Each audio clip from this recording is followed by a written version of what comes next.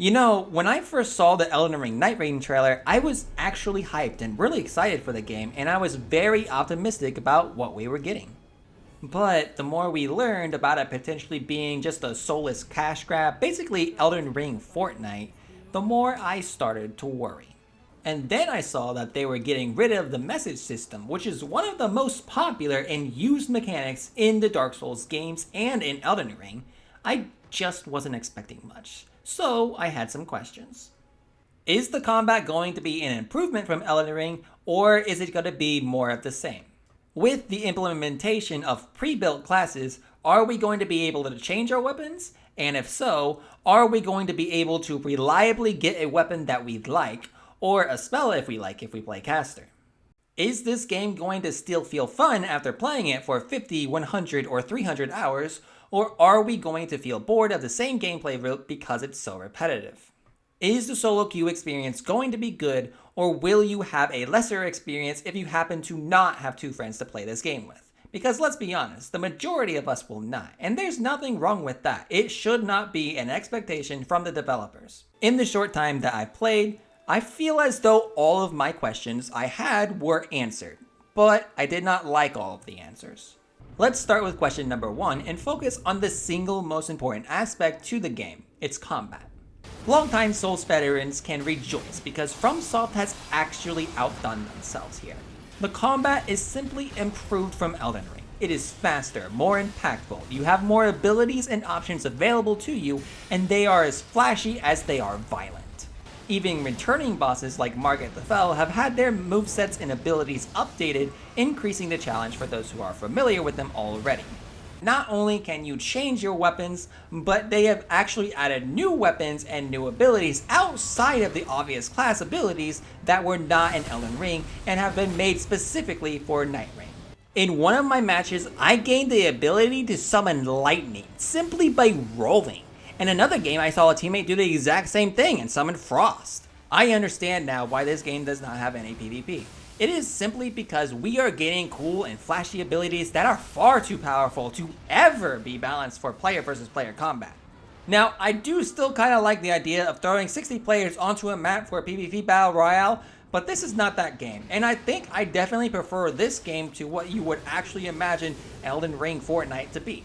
In truth, the only two similarities to Fortnite is first, the storm mechanic and the sense of urgency that it gives, and second, the fact that when you lose all your HP, you do not immediately die, instead you crawl around and wait to be revived, in this case, through severe violence.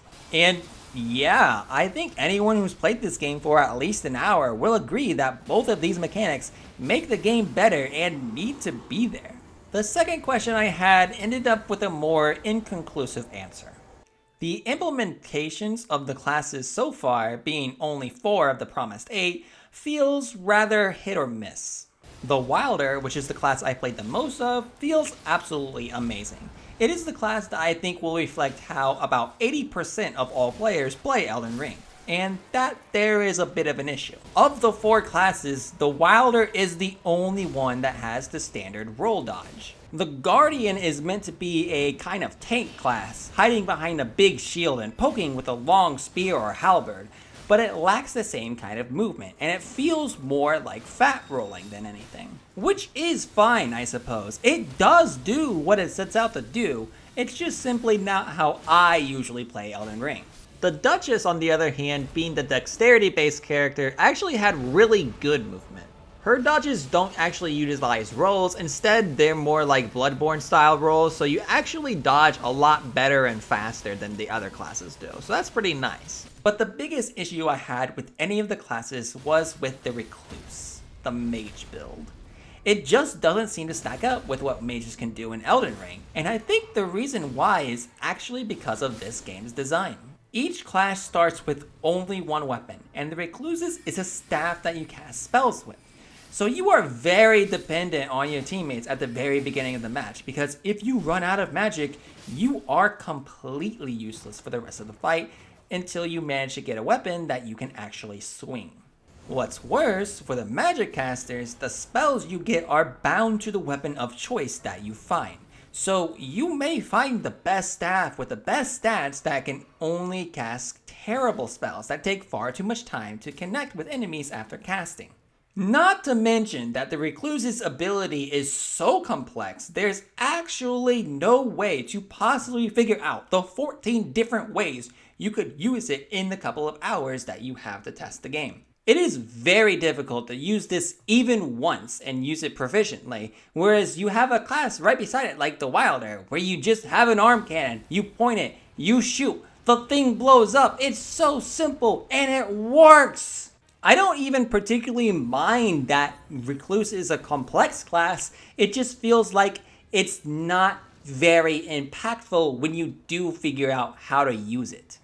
Now, if you have never played Elden Ring before and you are considering making Nightreign your first Souls game, I have very bad news for you. This is not a game for brand new players who have not been in Elden Ring. The learning curve of Nightreign is insanely steep.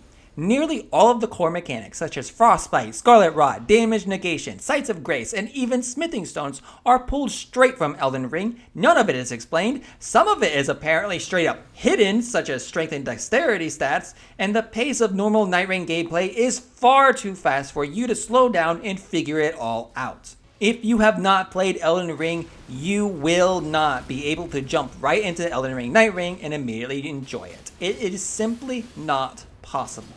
The combat abilities of the classes are not simple, and the inputs you will have to make to activate the abilities on a controller are not intuitive. And worse still, the way you use your consumable items is different than in Elden Ring.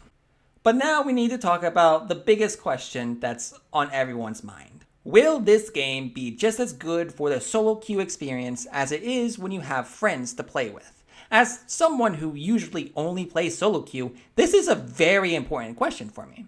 But unfortunately, I think the answer is a resounding no.